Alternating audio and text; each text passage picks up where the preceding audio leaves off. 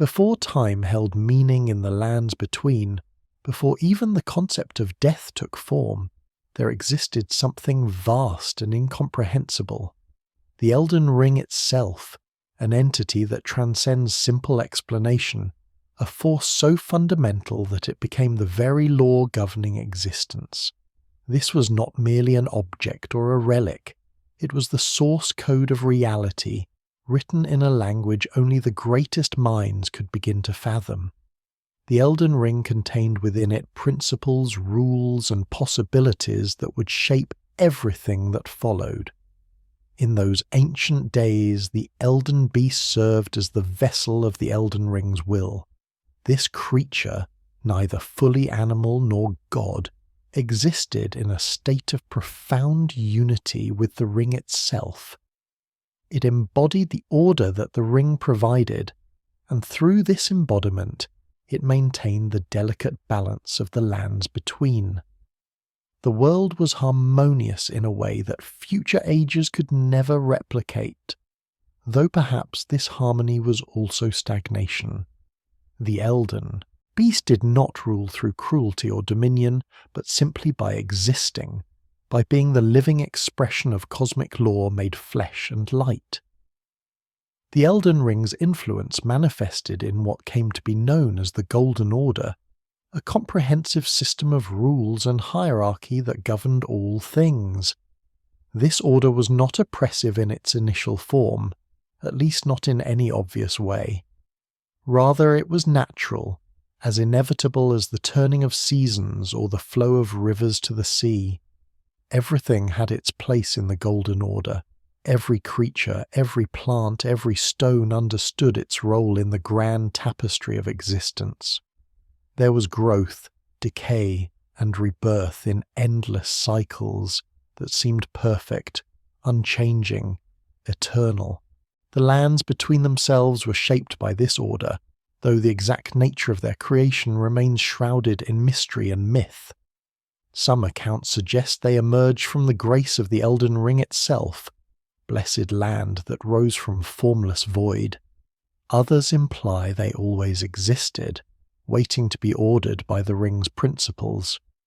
Regardless of their origin, the lands between became a realm of impossible geography and strange beauty, with towering mountains that seemed to touch the very sky, forests so ancient their trees had forgotten their own names, and underground kingdoms that existed in perpetual twilight. In this age, there was no need for conflict because there was no competing vision for what the world should be. The grace that would later become the guiding light for demigods and Tarnished alike flowed freely and equally. Death existed, but it was not feared in the way it would become feared later. The concept of the Rune of Death had not yet been removed from the Elden Ring, meaning that all things fell into the natural cycle of becoming and unbecoming. There was peace in this flow, an acceptance of transience that would later be violently rejected. The arrival of Marika the Eternal marked a turning point in the history of the lands between, though scholars still debate whether she arrived as a conqueror or as an inevitable instrument of change. According to the legends, Marika was touched by grace in a way no other being had been before. The Elden Ring itself seemed to shine upon her with special favour, and she rose from obscurity to prominence with a speed that defied natural progression. Some speculate that the outer gods, those mysterious entities beyond the ring's direct influence, had placed their favour upon her, though this remains interpretation rather than established fact. Marika possessed a quality that the previous order had lacked: ambition. While the Elden Beast existed in perfect harmony with the ring's principles, Marika possessed individual will, personal desire, and the terrible clarity to see that the Golden Order, for all its beauty, was stagnant. She could envision something greater, something that incorporated hierarchy, progress, and the possibility of transcendence. When she ascended to become the Elden Lord, serving directly as the ring's instrument in the world, It seemed like a natural evolution rather than a revolution. The Elden Beast did not resist her ascension.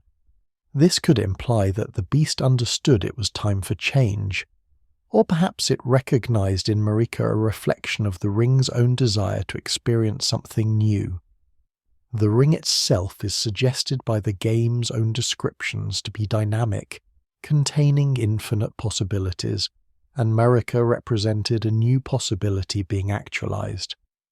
Under her rule, the Elden Ring became something more deliberate, more purposeful, more conscious of its own will being exercised through a mediator rather than simply existing as ambient law. Marika restructured the entire cosmos according to her vision. She established the concept of Empyreans, demigods who possess special grace and potential to become Elden Lord themselves. She created the system by which grace would guide chosen individuals. She instituted laws and hierarchies that had not existed before, and in doing so, she fundamentally altered what the Golden Order meant. It was no longer the simple, natural harmony of before, but rather an empire with a capital, with rulers and ruled, with ambition and competition. Many believe that through Marika's actions the Elden Ring gained something precious, the capacity to know itself through conflict and growth. But others have suggested that in restructuring the Order, Marika sowed the seeds of its own destruction. By creating demigods, by granting them pieces of the ring itself to carry as great runes, by establishing hierarchy and competition, she ensured that the Order could only hold together through constant dominance and enforcement. Stability purchased through will alone is fragile, and will eventually shatter when opposed by other wills equally convinced of their own righteousness. The exact nature of how Marika obtained her position remains unclear. The game's lore suggests multiple interpretations. She may have been chosen by the Elden Ring itself as a necessary evolution. She may have been an instrument of outer gods seeking to transform the Order. She may have simply possessed such overwhelming will and charisma that the transition occurred naturally. What is certain is that by the time her era had truly begun, the lands between had been fundamentally altered, and there was no returning to the pristine harmony that had existed before her rise. Marika's children, the demigods, became the pillars upon which the Golden Order rested during her reign. Each of them carried within them a fragment of the Elden Ring itself, embodied in great runes that granted them extraordinary power and unique dominion over specific aspects of existence. These were not merely offspring in a biological sense, though many were born of her union with various consorts. They were extensions of the Elden Ring's will, each one a different expression of cosmic principle made manifest in individual form. Radahn, the Star Scourge, became the mightiest of all demigods, a warrior of such phenomenal strength that he is depicted as holding back the very stars through sheer gravitational force. His existence defied nature in the grandest possible way. A demigod of unparalleled might, Radahn was born under unusual circumstances, his very body bloated with power to the point of grotesquerie. Yet he commanded respect and fear across the lands between, and his festival of war became a legendary gathering where warriors came to prove themselves against him in single combat. His great rune was gravity itself, the force that holds worlds together, and through it he maintained his terrible dominion. Rykard, the lord of volcanic Mount Gelmir, took a different path than his siblings. Where Radahn sought to perfect his body through force, Rykard became fascinated with transformation and serpentine power. He believed that the future lay not in maintaining the status quo of the Golden Order, but in fundamentally evolving beyond it. This philosophy would eventually lead him to consume the Serpent King, merging his form with it, becoming something neither fully god nor serpent but a hybrid entity. His great rune controlled death and decay, the power of rot and transformation that consumes all things. Godrick the Grafted presents one of the most pitiable figures among the demigods. Born of a legacy of minor lineage, far removed from Marika's direct favour, Godrick became obsessed with elevating himself through artificial means. He took the limbs of great warriors, the bodies of mighty champions, and grafted them onto his own form, creating a chimeric abomination that nonetheless carried significant power. Though he held only a minor fragment of the Elden Ring, Godrick's desperation to be counted among the great demigods drove him to horrific acts of experimentation. His existence speaks to the tragedy inherent in a system where some are blessed with grace, and others must create their own through pain and mutation. Morgott the Omen King exists in a state of profound complexity. Born to Marika and the shadowy omen creatures that infested the depths of the lands between, Morgott grew to become perhaps the most loyal defender of the Golden Order, even as he was despised for his tainted lineage. Despite his cursed heritage, Morgott ascended to become the Elden Lord in all but name, a soldier of the Order so dedicated that he would eventually confront anyone who threatened Marika's vision, including his own siblings. His grace was different from theirs. His power derived from obligation rather than ambition, yet he wielded it with terrifying precision. Malenia, the blade of Miquella, represents a paradox of weakness and invincibility. Born with a curse that rotted her very flesh from within, Malenia was nonetheless one of the greatest warriors ever to live. She is said to have never lost a battle, a claim that stands uncontradicted in all the legends of the lands between. Her technique transcended normal understanding, a flowing style of swordplay that some say was taught to her by forces beyond mortal comprehension. She was bound in eternal loyalty to her twin brother Miquella, sacrificing her own agency to protect him and serve his vision for a new order beyond the Elden Ring itself. Miquella the Kind, Marika's youngest demigod, represents hope and transformation more purely than any of his siblings. Unlike them, Miquella never desired the throne or dominion over others. Instead, he became obsessed with creating a new golden order, one free from the suffering and curses that plagued the lands between.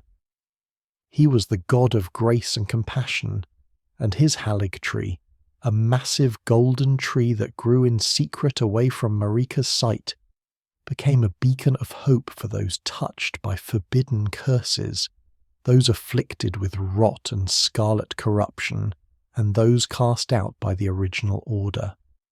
Ranni the Witch presents perhaps the most fascinating case among the demigods, for she was not born of Marika's grace, but rather was herself an Empyrean, a being capable of becoming Elden Lord. Ranni sought to reject the entire concept of outer god influence, and the Elden Ring's dominion over the lands between. She envisioned a future where those who dwelled in these lands might be free from the ring's constraints, and to achieve this impossible dream, she pursued a path that led her to shadow, to darkness, and ultimately to death itself. Her rebellion would plant the seeds of the Shattering long before it officially began. Each demigod inherited not only power, but also competing visions of what the lands between should become. This diversity of perspective, while initially a strength, carried within it the seeds of inevitable conflict. They could not coexist peacefully because each held a fragment of the ring, and each believed their vision was the truest expression of its will. The stage was set for catastrophe, for the breaking of bonds, for the shattering of not only the Elden Ring itself, but of the family that held it together.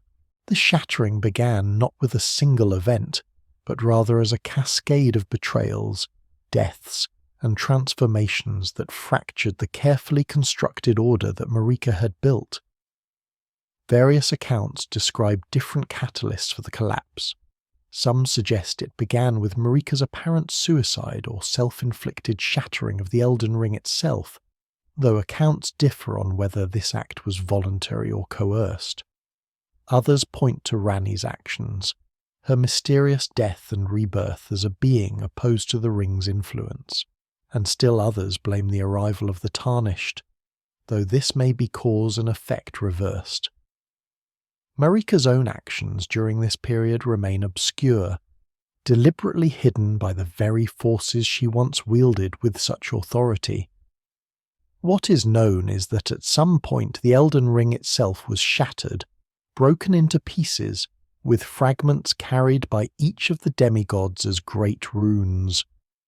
Whether Marika shattered it of her own will as an act of rebellion against the Elden Beast and the Outer Gods, or whether she was forced to do so by forces beyond even her control, remains a matter of interpretation and debate among scholars of the lands between. Following the ring's shattering, open war erupted across the lands between. Each demigod believed themselves the rightful heir to Marika's throne and the legitimate inheritor of the Elden Ring's will. Radahn marched his armies across the land, his gravitational power reshaping battlefields to suit his overwhelming strength.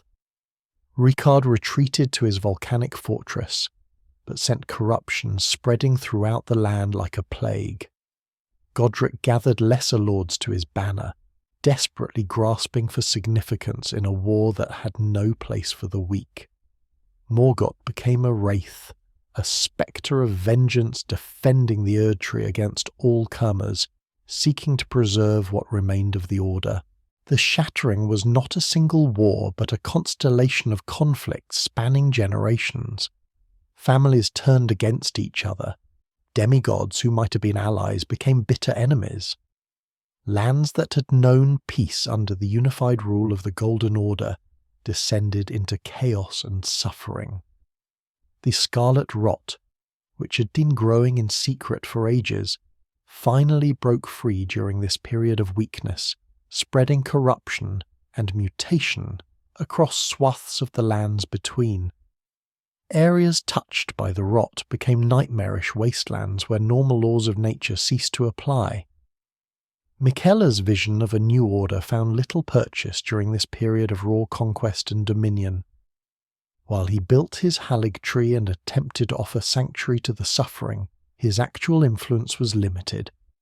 His sister Malenia, bound by loyalty and perhaps by something deeper, remained his only true ally, though she also became the instrument through which the Scarlet Rot would eventually spread to places it had never reached before. The tragedy of Miquella is that his compassion, which might have been revolutionary in peaceful times, was useless in the face of naked ambition and warfare. The Shattering also saw the rise of various lords and demigods, who had previously been minor or overlooked. Rennala, though technically not a demigod but rather the queen of the full moon, became a powerful figure in her own right. She commanded the Academy of Raya Lucaria and gathered knowledge of sorcery, offering an alternative path to power that did not require strength of arms or divine favour.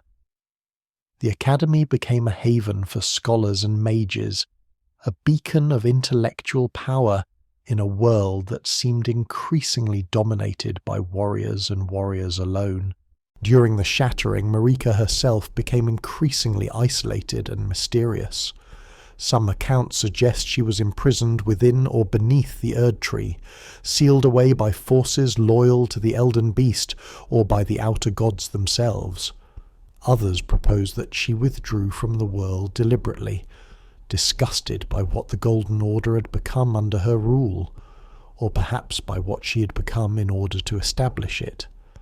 She appears in the game's narrative only as a distant figure, a name invoked and debated but never directly encountered, suggesting that her power or her will had been somehow constrained or removed from active play in the world. The Tarnished, those individuals who had been stripped of grace and cast out from the lands between, began to return during or shortly after the Shattering. This return is itself mysterious. Some records suggest that the loss of grace that had once guided all things created a vacuum, and into that vacuum came those who had previously been exiled. Others propose that this was deliberate, that forces within the lands between sought to introduce chaos agents, beings without stake in the demigods' conflicts, who could potentially restore order through an outsider's perspective. Regardless of the mechanism, the Tarnished's return would prove significant in ways that could not have been predicted. The world that emerged from the Shattering was fundamentally changed from what had come before. The unified Golden Order had fragmented into competing fiefdoms, each ruled by a demigod or other powerful lord, each pursuing its own vision of what the lands between should become. Some sought to restore the original order entirely, others to create something entirely new, and still others to maintain the profitable chaos of the current moment. The lands between became a patchwork of kingdoms, each at war with its neighbours, each seeking the great runes that would establish legitimacy and power. In the aftermath of the Shattering, the lands between descended into an age often called the Time of the Demigods, though more accurately it might be termed the Age of Despair. The unified vision that Marika had imposed, for all its oppressive qualities, had created stability and purpose. Without that structure, individuals struggled to find meaning or direction. The grace that had once flowed equally now became fragmented, appearing at random or seeming to abandon entire regions. The Erdtree, that golden manifestation of the Elden Ring's power in the physical world, became sealed, its thorns growing into an impenetrable barrier that no one could surmount without the proper combination of great runes. The geography of the lands between became increasingly hostile and chaotic. Regions that had been prosperous and populated descended into ruin. The Limgrave, once a heartland of the Golden Order, became contested ground between various factions. Liurnia of the Lakes, where Rennala held sway from her academy, became a place of magical experimentation and dark knowledge. The Caelid wasteland, touched by the Scarlet Rot, became almost uninhabitable, a nightmarish realm where nothing could grow, and creatures transformed into horrible amalgamations. The mountaintops of the Giants, where ancient frost giants had long dwelled, became locked in eternal winter as the demigods' wars escalated. Leyndell, the capital city that had once been the heart of Marika's Golden Order, became a ghost of its former glory. The grace that had sustained it fled, and the city itself seemed to decay from within, its grand architecture falling to ruin. Though it would later be discovered that a hidden version of the city existed beneath the surface, a place touched by the Elden Beast's own form, in the aftermath of the Shattering, the visible city was nothing but a monument to lost grandeur and abandoned hope. The people of the lands between suffered immensely during this period. Those who'd been blessed with grace found themselves cast out for mysterious reasons. Soldiers fought endless wars for lords who seemed more interested in acquiring great runes than in the welfare of those who served them. Entire cultures and peoples were displaced or destroyed in the conflicts between demigods. The Cleanroot soldiers of Malenia spread throughout the lands, both serving their mistress and unknowingly carrying the Scarlet Rot to new regions.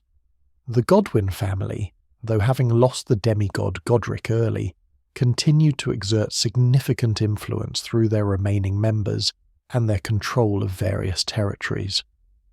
It was during this age that the concept of the grace guides became increasingly important. The guidance of grace, once thought to be universal and available to all, became something that individuals had to seek out, had to find themselves. These grace guides manifested as points of light in the darkness, pathways that seemed to lead toward particular demigods or sanctuaries. For some, this represented hope and direction. For others, it seemed like manipulation, the outer gods, or the Elden Ring itself choosing who was worthy and who was not. The Tarnished, returning without grace, had to find their own way, following instinct and curiosity rather than divine guidance. Many regions of the lands between became almost completely isolated during this period. The consecrated snowfield, a region where the faithful of the Golden Order had gathered, became a desolate place of endless winter, cut off from the rest of the world. The hidden regions, places that had existed on the periphery of the original Golden Order, became more accessible and more prominent. The shadowed lands, home to the omen creatures and other cursed beings, began to encroach on previously blessed territories. The very fabric of the world seemed to be coming undone. Beyond the Elden Ring itself, beyond even the lands between, there exist forces known as outer gods. These entities remain largely mysterious, described only in fragments and suggestions throughout the game's lore. They are not native to the lands between, but rather external powers that seek to influence or dominate it. Various outer gods seem to have different agendas, different visions for what the world should become, and they work through intermediaries and followers to achieve their goals. The greater will, which is most closely associated with the Elden Ring itself, appears to be one of the dominant outer gods, though whether it is the source of the ring or merely its beneficiary remains unclear. It is suggested by the game's most cryptic descriptions that the greater will may have selected Marika as the Elden Lord, may have guided her actions, and may have engineered the conditions that led to the Shattering itself. If this interpretation is correct, then the chaos of the current era is not an aberration or accident, but rather an intentional design, a test or transformation that the greater will has imposed upon the lands between. The Scarlet Rot represents a completely different outer god, one deeply opposed to the greater will and its plans. The outer god of Rot seeks decay, transformation, and the breaking down of all order and structure. It spreads through rot and corruption, transforming flesh and matter into new forms that bear no resemblance to their origins. Rykard's consumption of the Serpent King may have been influenced by the outer god of Rot, though it could also imply that Rykard sought to use the power of Rot in service of his own vision. The spread of the Scarlet Rot during the Shattering was certainly catastrophic, and whether this was intentional or a consequence of the weakening barriers between the lands between and outer god influence remains debatable. The Frenzied Flame represents yet another outer god, one that seeks destruction and ending of all things. Unlike the Scarlet Rot, which corrupts and transforms, the Frenzied Flame simply burns, seeking to reduce everything to ash. This flame is connected to individuals touched by madness, those who have rejected the order of the lands between entirely. Whether the Frenzied Flame is a path to liberation, or merely another form of oppression, is a matter of perspective and interpretation, with different characters and factions holding radically different views on this question. Ranni's path involved association with the outer god of the void, a darkness that exists outside and beyond the influence of the greater will and the Elden Ring. This void is not evil or good, but rather represents emptiness and possibility, the complete negation of imposed order. Ranni's desire to free the lands between from the Elden Ring's influence is achieved through her connection to this void, though what kind of world would result from such a liberation remains unclear even to her. She acts on faith that a world freed from the Ring's dominion would be better, but she cannot truly know what would replace it. The influence of outer gods permeates the entire history of the lands between, though this influence is often indirect, mediated through chosen individuals or secret conspiracies. It could imply that the outer gods are in constant competition for dominance over this realm, and the Shattering represents a moment when their conflict became visible to mortals. The Elden Ring itself might be understood not as an absolute law, but rather as the current implementation of the Greater Will's vision, subject to challenge and replacement if other outer gods grow strong enough. The concept of grace represents one of the most mysterious and central aspects of the Lands Between's cosmology. Grace manifests as a golden light that guides chosen individuals, granting them purpose and direction. Those blessed with grace can see their path clearly, understand their place in the order, and feel the warmth of approval from something beyond mortal comprehension.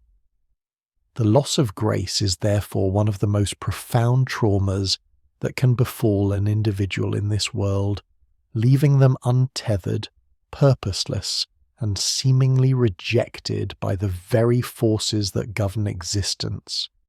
Empyreans represent a special category of beings within the Lands Between, those touched by grace in the most profound way possible. They are demigods like Ranni, or individuals like Marika, who possess the inherent potential to become Elden Lord, to inherit the throne and reshape the order according to their will. Empyreans are rare, precious, and carefully watched by the forces that oppose them as well as those that support them.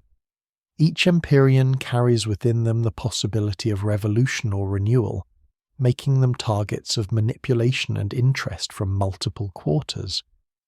The relationship between grace and the outer gods is complex and multifaceted.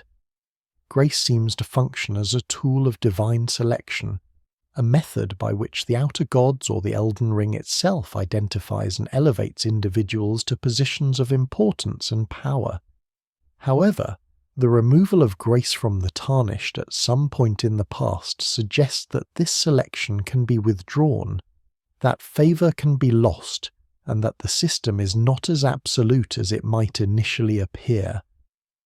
Perhaps based on what we can infer from the available evidence, grace represents a kind of contract between the divine and the individual, and breaking that contract results in exile and isolation. The 2 fingers and the 3 fingers represent 2 competing systems of divine guidance and influence.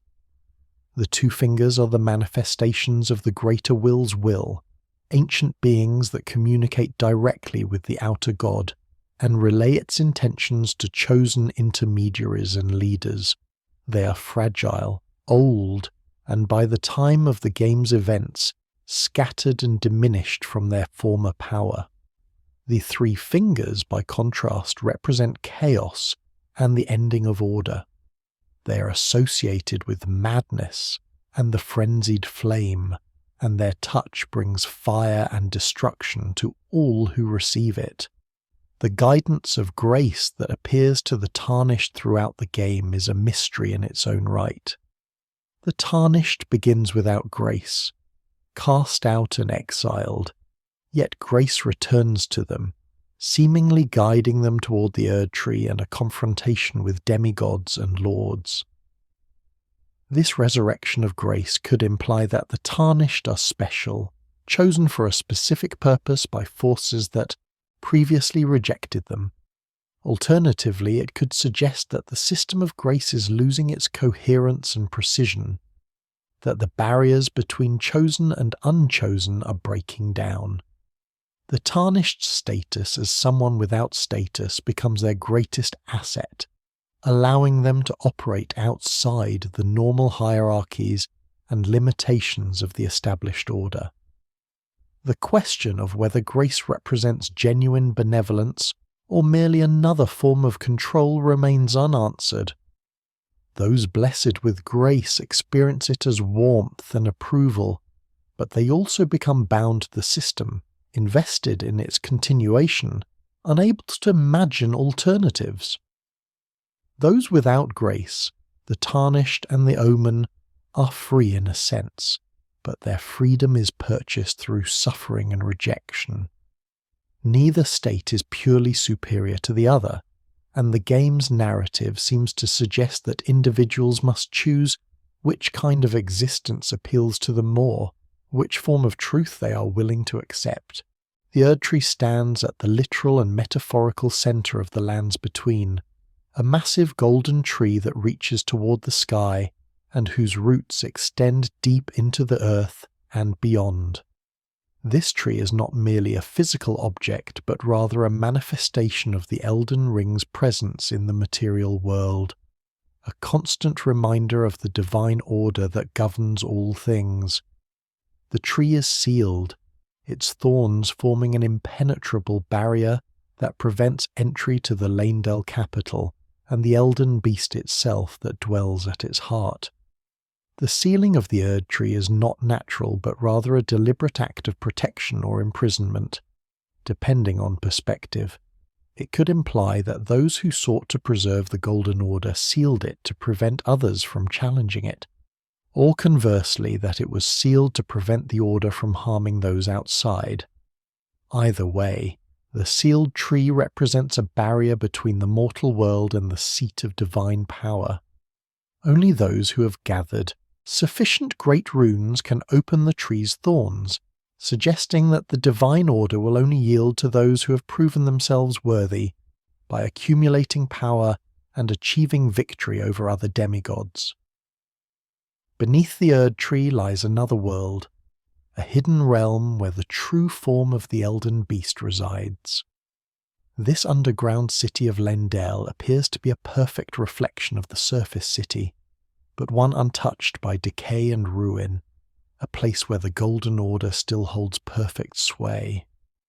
The existence of this hidden city suggests that there may be multiple versions of the lands between, multiple layers of reality existing in parallel, with the surface world representing a corrupted or degraded version of the true spiritual realm beneath it. The Erdtree's roots extend not only downward but seemingly into other dimensions, other realms. They're connected to the Halig tree, Miquella's secret project, which grew in a hidden location away from Marika's direct sight. This tree, unlike the Golden Erdtree, bore fruit meant to grant purity and freedom from curse and rot. The connection between the two trees suggests that there exist parallel structures within the lands between, hidden networks and secret paths that bypass the normal rules and structures of the visible world. The growth and expansion of the Erdtree is itself a subject of mystery. The tree appears to have been growing larger and more dominant throughout the ages of the lands between, slowly encroaching on more and more territory. Some might interpret this as the divine order slowly consuming more of the world, establishing tighter control, while others might see it as the natural expansion of something fundamentally good and beneficial. What is certain is that the tree's thorns grew sharper and more numerous as time passed, making approach increasingly difficult and dangerous. The Erdtree's interior is perhaps the most sacred and mysterious location in all the lands between. Within it dwells not only the Elden Beast, but also the seat of authority that Marika once occupied, the place where the Elden Lord's will is implemented into cosmic law. Reaching this interior requires not only sufficient great runes, but also the willingness to challenge everything the current order stands for.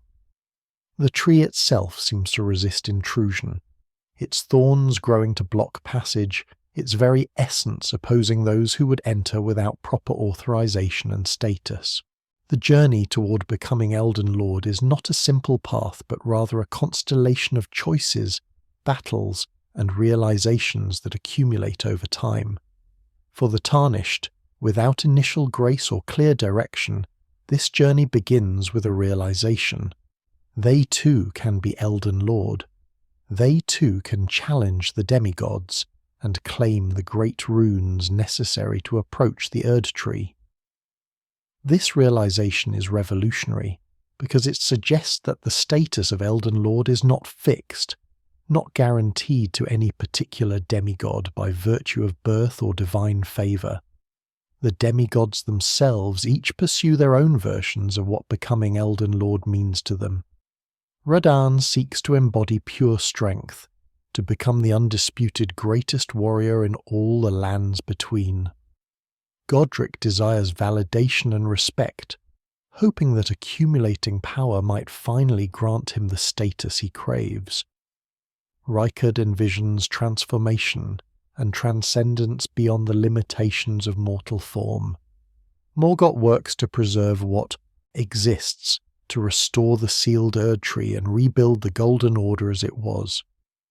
Malenia and Miquella pursue paths that diverge entirely from traditional conceptions of what Elden Lord means, instead seeking alternative visions of order or freedom entirely.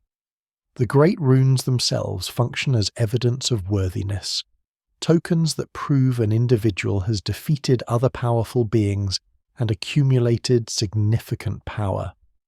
Gathering these runes is not merely a practical necessity for opening the Erdtree's thorns, but rather a philosophical statement. By defeating demigods and obtaining their runes, the Elden Lord candidate demonstrates that they have surpassed the previous generation, that they are worthy of holding power not through inheritance but through accomplishment and strength. The various paths leading toward the throne of Elden Lord involve encounters with more than just the demigods. Lesser lords, generals, and powerful individuals throughout the lands between must be confronted and overcome. Some of these encounters might be avoided through clever action or alliances, while others seem inevitable, hardwired into the structure of the world itself. The journey teaches not only power, but also the nature of the world one seeks to rule, the kinds of challenges and problems that an Elden Lord would face. The Erdtree's opening is not merely a physical barrier, but a spiritual one as well. To stand before the thorns and command them to part requires not only the proper combination of great runes, but also a kind of spiritual alignment, a willingness to accept the role of Elden Lord. Those who approach without genuine intention, or with insufficient power, find the tree immovable, its thorns unmoved by their pleas or threats. The tree seems to recognize something in those who approach it to evaluate their worthiness on some level that transcends mere power accumulation. Inside the Erdtree lies a final confrontation with the Elden Beast itself, the vessel of the Elden Ring's will in the physical world. This creature is not evil, but rather alien, utterly indifferent to mortal concerns and suffering. It exists only to maintain the order, and if that order is challenged and defeated by a more powerful will, it will yield. This final battle is presented not as a triumph of good over evil, but rather as a confrontation between different principles, different visions of what the world should be. The Elden Ring's ending is not singular but multiple, branching according to choices made throughout the journey and the person's final vision for what the lands between should become. This multiplicity itself is revolutionary, suggesting that there is no single correct answer to how to rebuild the Order, that different Elden Lords might pursue radically different paths, and all could be considered valid in their own way. The game respects different philosophical positions and does not explicitly declare one ending objectively correct or superior. The Age of Fracture, the default ending, results from defeating the Elden Beast while maintaining relatively traditional alignment with the Golden Order's principles. In this ending, the player becomes Elden Lord and presumably rebuilds the Order as it was, or perhaps with minor modifications based on their character. This is the most conservative path, one that accepts the fundamental structure of divine rule and the outer god's influence, while potentially addressing some of the corruption and decay that has accumulated. The Frenzied Flame ending represents the most radical rejection of order entirely. Seeking out the outer god of the Frenzied Flame and receiving the Three Fingers' blessing leads to an ending where the player becomes the vessel of absolute destruction. In this path, the lands between are reduced to ash, all order is annihilated, and a new beginning becomes possible only from complete obliteration. This ending appeals to those who view the order not as necessary, but as fundamentally oppressive, something that must be destroyed entirely before anything better can emerge. Ranni's Age of the Stars represents an alternative vision where the outer god's direct influence over the lands between is severed. By assisting Ranni and supporting her quest, the player can bring about an ending where the Elden Ring's influence is removed and the people of the lands between are freed to choose their own destiny. Ranni's path is not one of destruction, but of liberation, offering the possibility that without divine guidance, individuals might find their own way towards something meaningful and good. The Lord of the Erdtree ending, a variation only available through specific quest lines, results in inheriting Marika's actual throne and potentially becoming not merely Elden Lord but something more, something closer to Marika herself. This path involves deeper engagement with the existing structure and hierarchy, positioning the player not as a challenger to the Order, but as its new maintainer and leader.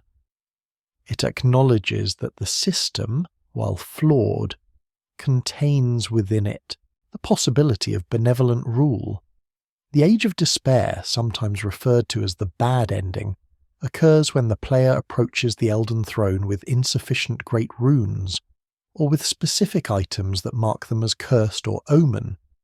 In this scenario, the player becomes Elden Lord of a fractured, incomplete order, unable to fully restore coherence or stability.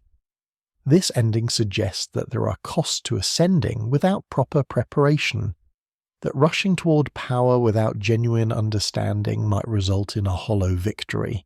Miquella's ending, requiring completion of his questline and specific interactions with his story, results in an age of grace and compassion.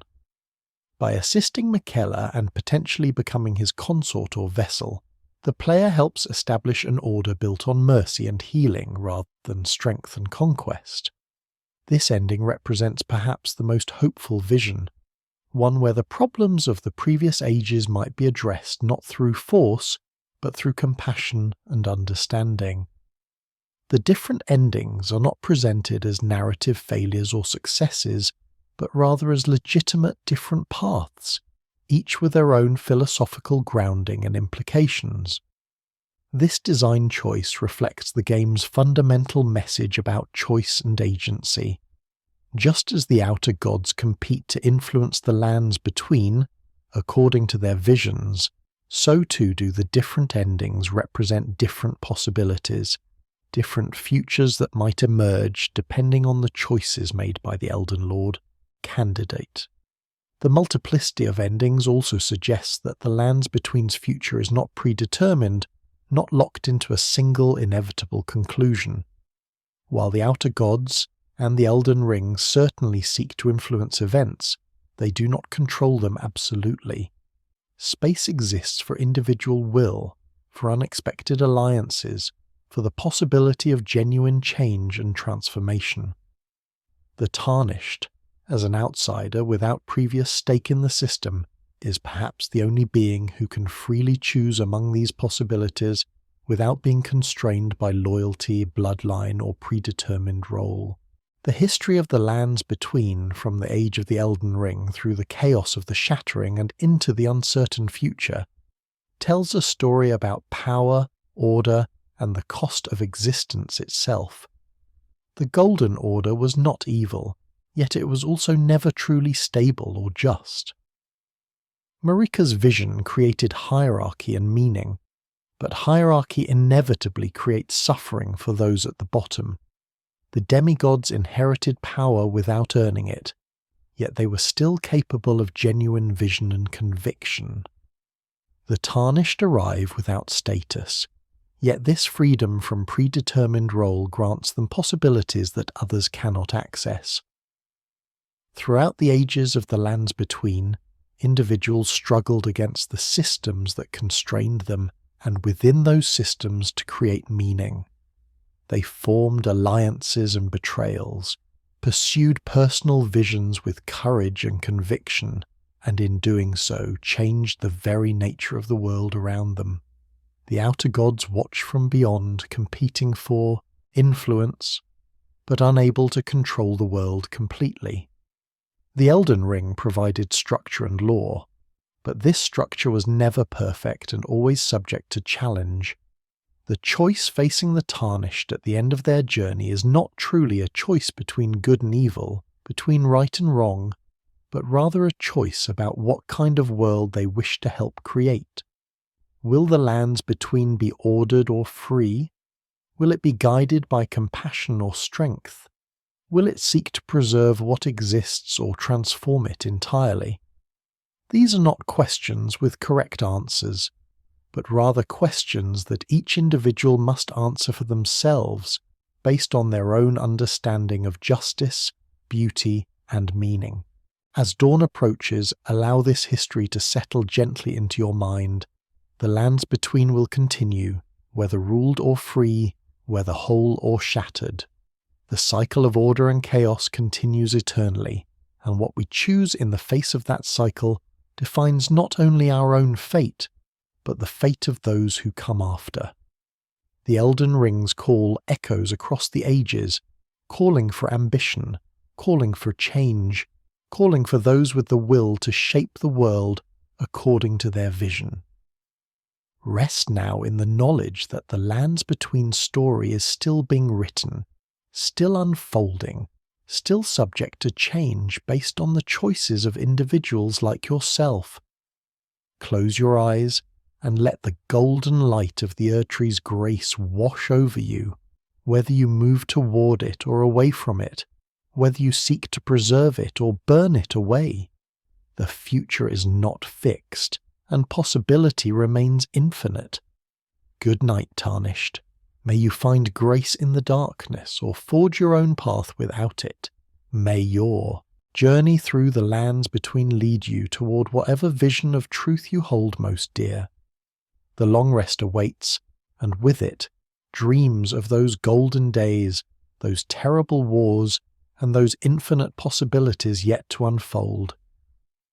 As you settle deeper into rest, we turn our attention to the intricate details that give meaning to the lands between's grand historical sweep. History is not merely a collection of events, but the interplay of individual choices, personal ambitions, and systemic forces that constrain or enable those ambitions. The demigods and figures who shape the lands between were not merely players in a predetermined drama, but rather conscious beings who made meaningful choices that altered the course of fate itself. Consider Radahn more deeply, for his story embodies the paradox of strength. The Star Scourge began as a warrior of unparalleled natural talent, someone whose very being seemed aligned with the principles of conquest and domination. He sought to perfect his body to transcend the limitations of mortal form, and in doing so he absorbed greater and greater amounts of cosmic power. His gravitational manipulation allowed him to halt the stars themselves, an act that prevented the age of the stars that Ranni desired, an act suggesting that Radahn made a choice to literally oppose destiny itself. This could imply that Radahn understood, on some fundamental level, that his power could reshape the cosmos according to his will. By holding back the stars, he prevented an ending that he found unacceptable. Yet this very act of rebellion ultimately weakened him, dividing his attention between maintaining his power and preventing fate's natural progression. By the time of the player's encounter with him, Radahn is corrupted by the Scarlet Rot, his magnificent body riddled with decay, his strength turned inward in a desperate struggle to prevent his own dissolution. The tragedy of Radahn is that his greatest strength became his greatest vulnerability.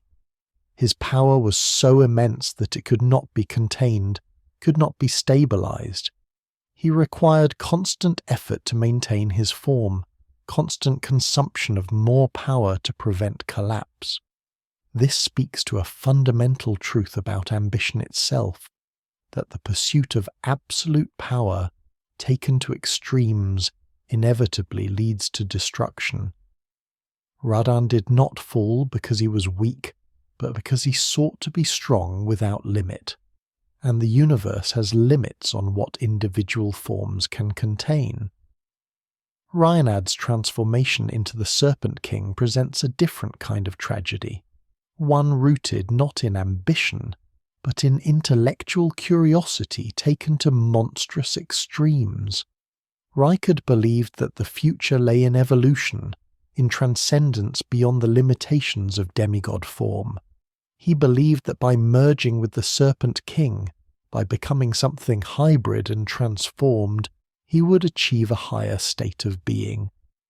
The outer god of rot, that force of decay and transformation, whispered possibilities and opportunities to him, perhaps even promised him transcendence. Yet the result was abomination, a form that is neither fully god nor fully serpent, but rather a corruption of both. The body that Rykard inhabited in his fortress shows clear signs of pain and suffering, a thing that seems to endure through willpower alone rather than existing in any natural or stable form. One could interpret this as meaning that his vision was fundamentally flawed, that transformation without regard for consequence or nature leads to suffering, or alternatively that perhaps his vision was too advanced for the lands between to comprehend, and what appeared as abomination was merely the birth pangs of something that might eventually have become glorious. The story of Malenia and Miquella represents perhaps the deepest tragedy among the demigods, for it involves not mere personal failing, but the sacrifice of one being for the potential good of another. Malenia was born with a rot that consumed her from within, a curse that would have destroyed anyone less determined and talented. Yet she trained herself to become the greatest warrior in all the lands between, someone whose technique and skill surpassed all understanding. This was not merely training, but transcendence through will alone, a demonstration that limitations can be overcome through dedication and strength. Malenia's loyalty to her brother Miquella was absolute, so complete that she sacrificed her own agency to serve him. She became his executor, his defender, his instrument. This loyalty could be interpreted as beautiful, as an expression of love that surpasses self-interest. Or it could be seen as tragic, as a great being constrained by obligation, unable to pursue her own vision or will.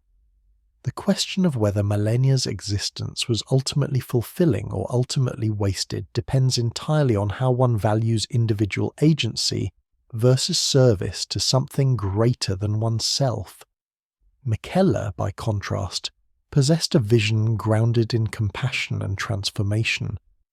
His Erdtree grew in secret, its golden branches reaching toward the sky, while its roots drank from hidden sources.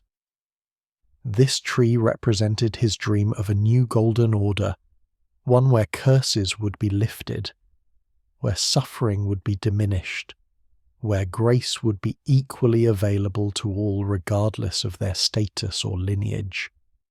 This vision is perhaps the most idealistic among all the demigods, and also the least grounded in realistic assessment of what is actually achievable.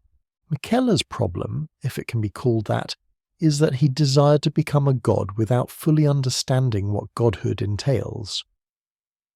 To be Elden Lord, to reshape the Order, requires not merely compassion, but the willingness to use force, to enforce one's vision upon those who might resist. Miquella seeks a way to do good without becoming oppressive, to free people without abandoning them, to create a more just order without the violence and suffering that typically accompanies large-scale transformation. This is perhaps an impossible task, and Miquella's inability to complete his work may reflect not his failure, but rather the fundamental limitations of what compassion alone can achieve. in a world that does not share his values. Morgott's story is one of loyalty to a system that despises him, of service despite constant rejection. Born of Marika and the Omen creatures, Morgott was tainted from birth in the eyes of the Golden Order, yet he dedicated himself entirely to its preservation and defence. He became a phantom, a being more spirit than substance, seemingly incapable of existing outside of service to the Order. This loyalty could be seen as noble, as an expression of unconditional love for something beyond the self.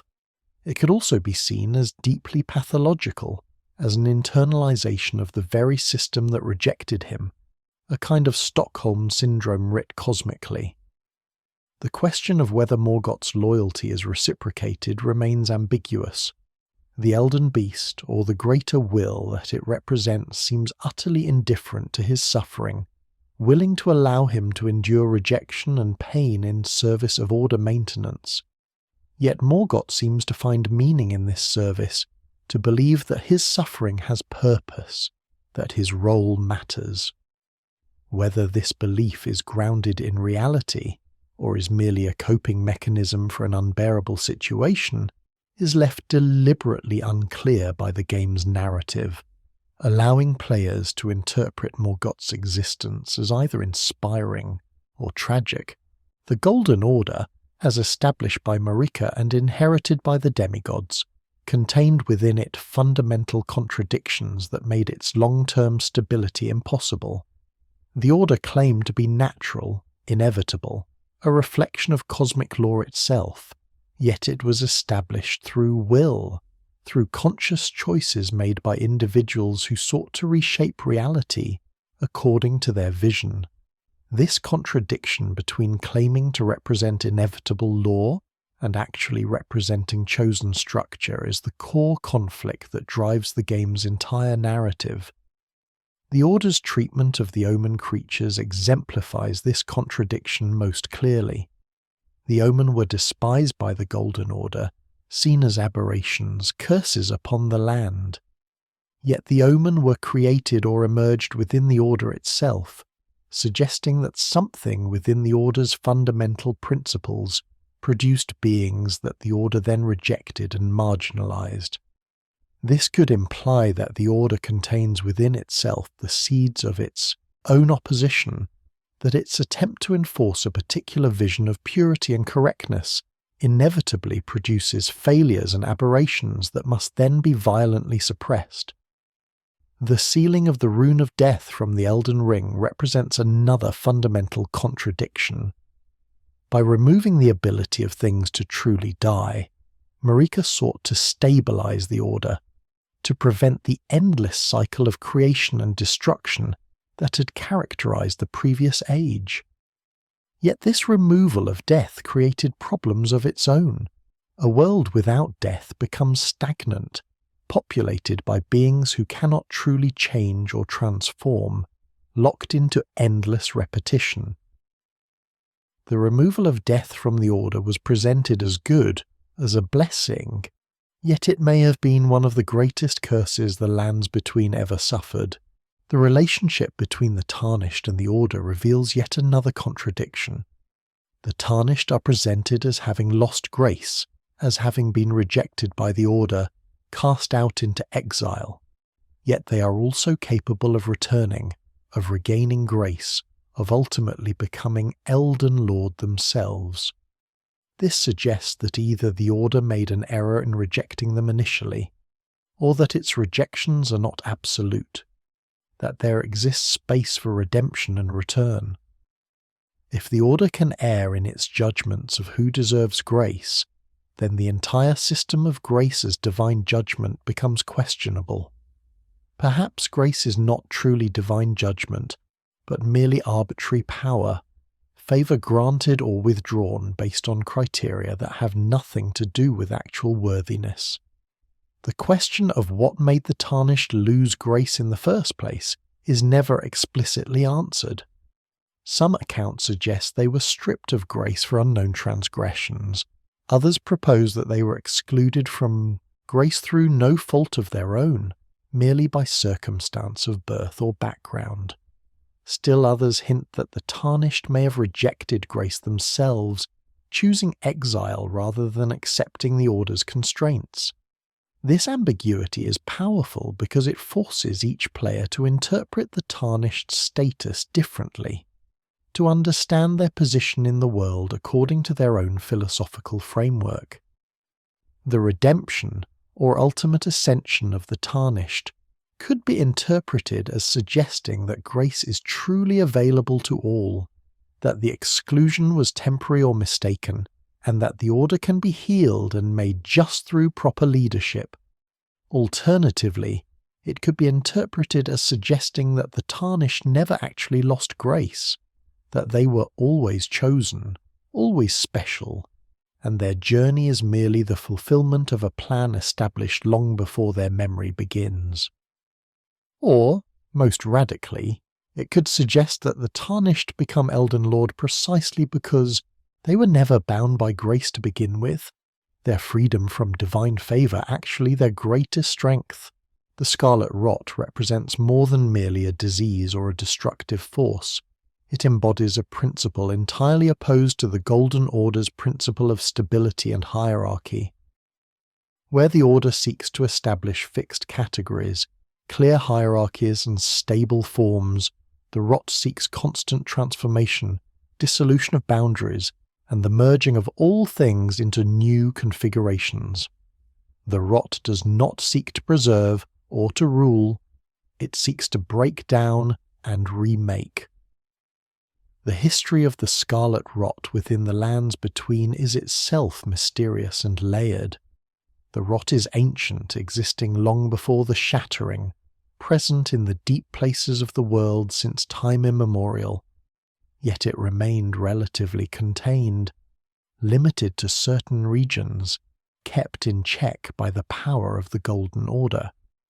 This could imply that the Order's primary function was not merely to establish hierarchy, but actively to suppress certain forces that threaten order itself. The moment the Order began to weaken, during and after the Shattering, the Rot burst forth like a flood, spreading to regions it had never touched.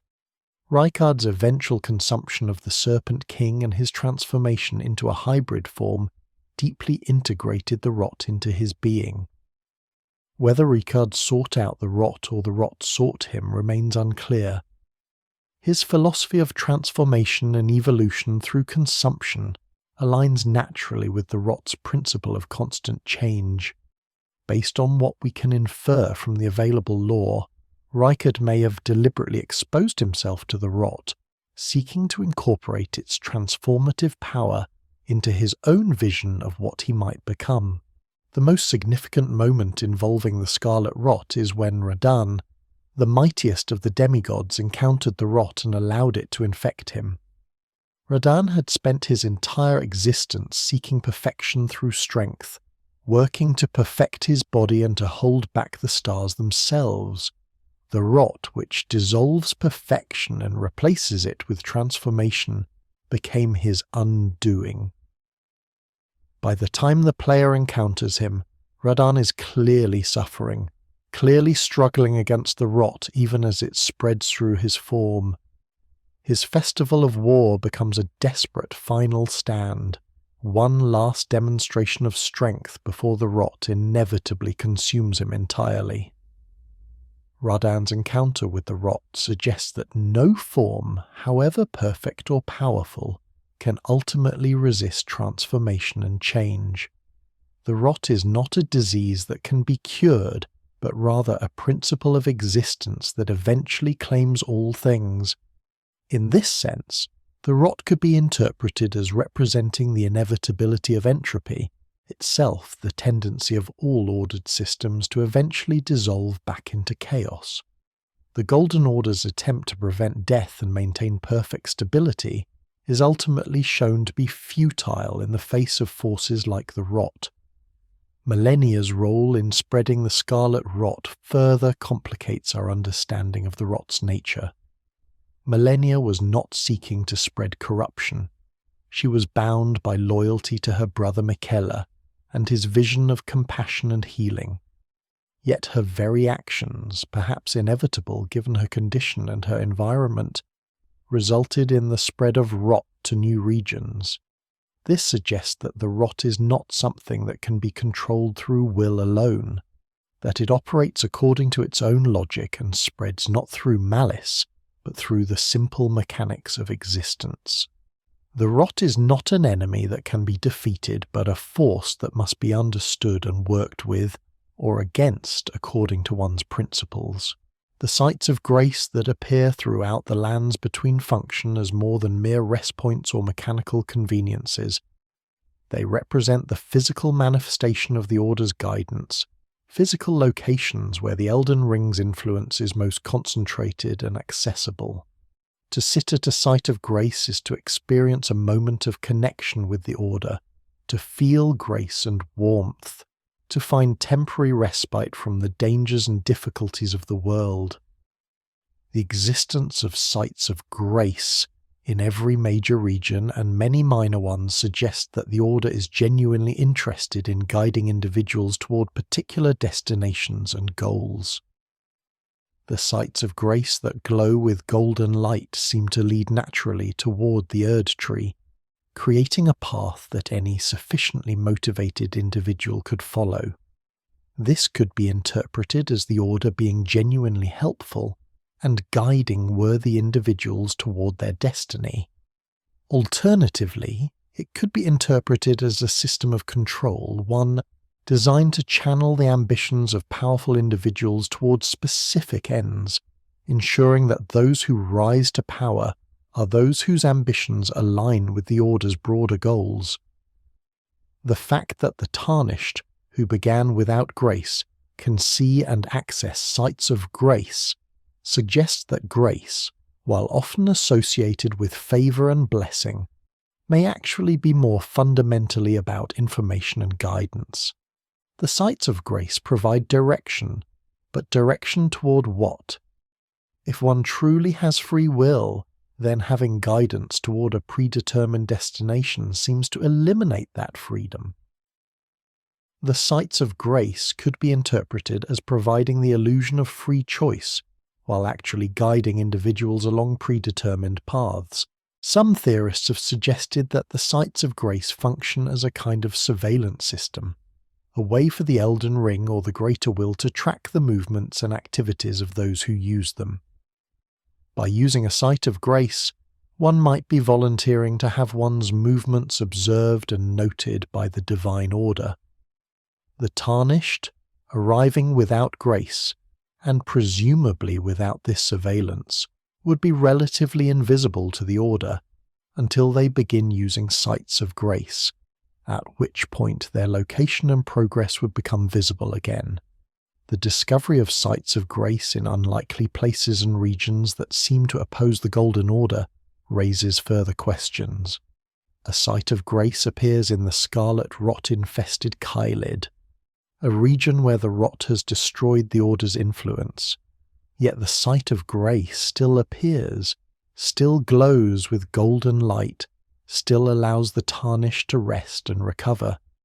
This could suggest that the Order's reach extends even into regions of its opposition, or alternatively, that the sites of grace operate according to principles that transcend the conflict between order and chaos. The player's interaction with sites of grace forms the backbone of the gameplay loop, creating a natural rhythm of exploration and rest. From a narrative perspective, this mechanic might be interpreted as suggesting that the Order's infrastructure shapes not just the world's geography, but also the fundamental patterns of how individuals move through and experience the world. To engage with the Order, one must accept its sites of grace, must allow oneself to be guided by its light, must participate in the system that constrains and enables one's journey. The demigods' power stems from their inheritance of great runes, fragments of the Elden Ring itself. These runes represent not earned power, but granted power, blessing bestowed by Marika upon her children. This raises a fundamental question about the nature of power itself within the lands between. Is power truly earned through accomplishment and will, or is all power ultimately derived from grant and favour bestowed by higher forces? The difference in the demigods' fates based on their origins and relationships to Marika is striking. Radahn and Malenia, both of seemingly distant relation to Marika, achieved greatness through determination and strength. Godrick, also of distant lineage, attempted to graft his way to greatness through artificial means, resulting in an abomination rather than transcendence. Morgott, of even more distant and tainted relation to Marika, achieved tremendous power through loyalty and determination despite his cursed status. Rykard pursued his own vision of transformation and evolution. Yet Miquella, perhaps the most idealistic and compassionate of the demigods, found himself stymied in his attempts to realize his vision. His Erdtree, while growing and beautiful, never achieved the full integration into the lands between that he presumably intended. His attempts to cure rot and lift curses seem to have had limited success on a large scale. This could suggest that compassion and vision alone are insufficient to create genuine change, that actually reshaping the order requires not just moral clarity, but also willingness to use power coercively. The question of whether demigods are created by their great runes or whether they simply inherit runes that reflect their existing nature remains ambiguous and philosophically rich. Do the demigods become the beings they are because their runes grant them certain powers and align them with certain principles? Or do they receive runes that match their fundamental natures, with the runes being more expression of their nature than cause of it? This question parallels broader philosophical debates about nature versus nurture, about whether individuals are shaped by their circumstances or whether they shape their circumstances according to their essential selves. The inherited nature of demigod status is presented as both blessing and curse. On one hand, demigods receive power and significance that others can never achieve. On the other hand, they are bound by the expectations that come with that status, constrained by history and family obligation, unable to escape the roles that have been assigned to them through lineage. The Tarnished, arriving without lineage and without initial grace, might be envied by demigods for the freedom that comes from having nothing to inherit, no expectations to live up to beyond the ones they create for themselves. The rise of minor lords and demigods during the Shattering speaks to a deeper principle, that the demigod's power, while significant, was not truly insurmountable. Renala, who is not a demigod but possesses significant magical power, becomes a regional ruler. Godrick, despite his minor lineage and artificial grafting, commands armies and territory. This suggests that while demigod status is special, it does not absolutely guarantee dominance or success. Those with sufficient determination and resources can acquire and wield power, despite lacking special bloodline or inherited runes. As your awareness deepens and settles into the natural rhythms of rest, consider the philosophical implications of the various paths available to the Tarnished at the culmination of their journey. Each ending represents not merely a different choice, but a different answer to a fundamental question. What should the lands between become? The Age of Fracture ending, which occurs when defeating the Elden Beast while maintaining conventional alignment with the Golden Order, suggests that the Order, while imperfect, is the best available option. This ending involves becoming Elden Lord and presumably ruling according to one's own vision, but within the framework of the established structure. This is the conservative path, one that accepts hierarchy and divine rule as necessary components of a functional world. This could imply that order, even imperfect order, is preferable to chaos, that stability and predictability, even if oppressive, are better than uncertainty and danger. The frenzied flame ending represents the opposite philosophy entirely, that order itself is the fundamental problem, that all structure is oppressive, and that the only solution is complete destruction and starting anew.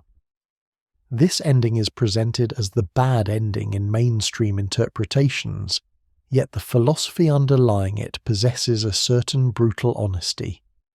If one truly believes that the order is fundamentally unjust, fundamentally oppressive to those at the bottom, then perhaps its complete destruction is the only ethical response.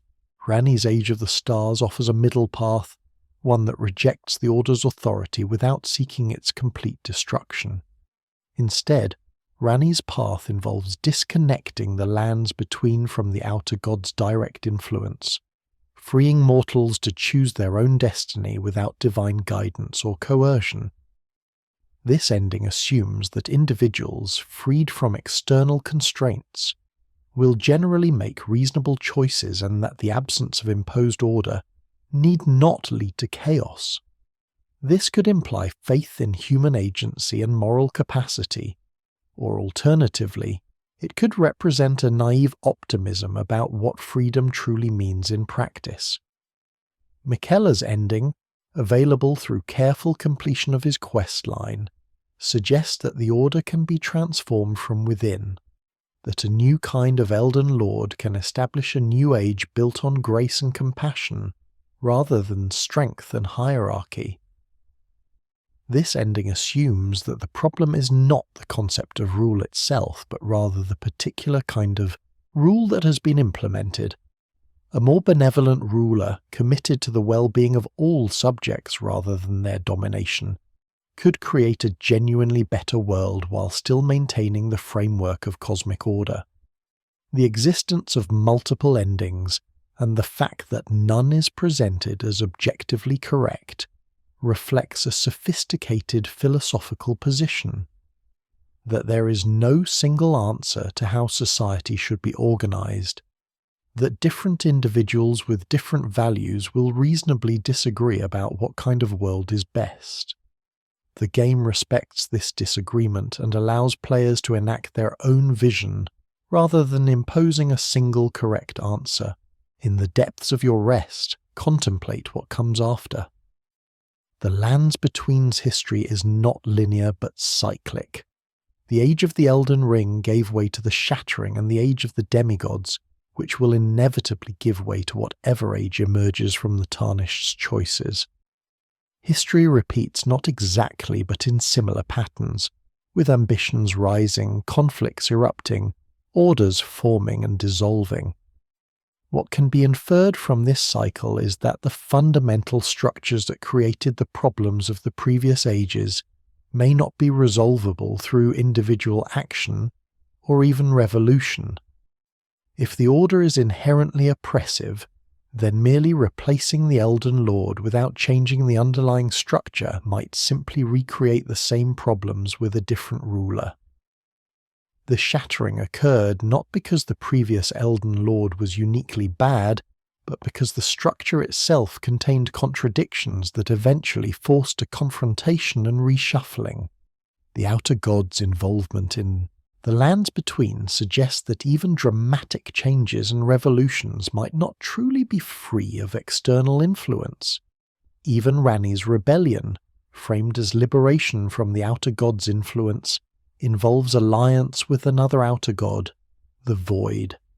This could imply that complete independence is impossible, that existence itself requires alignment with some organizing principle, some external force that provides structure and meaning, the existence of multiple potential futures, represented by the multiple endings, suggests that history is not predetermined, that the future remains open, subject to choice and consequence. Yet the cyclic nature of history might suggest that these different futures will themselves face similar challenges, that they will contain within them the seeds of their own eventual dissolution or transformation.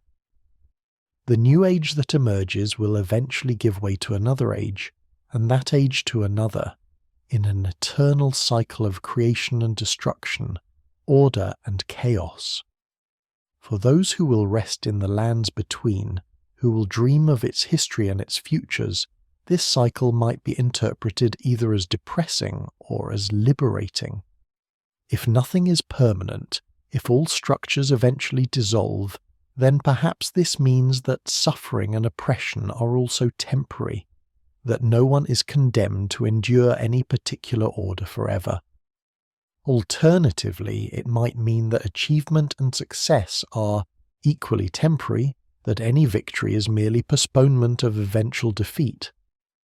Yet there is a strange kind of peace in accepting this cycle, in understanding that one's individual struggles and choices are both meaningful and temporary, important in their moment, even if ultimately subject to the erosion of time.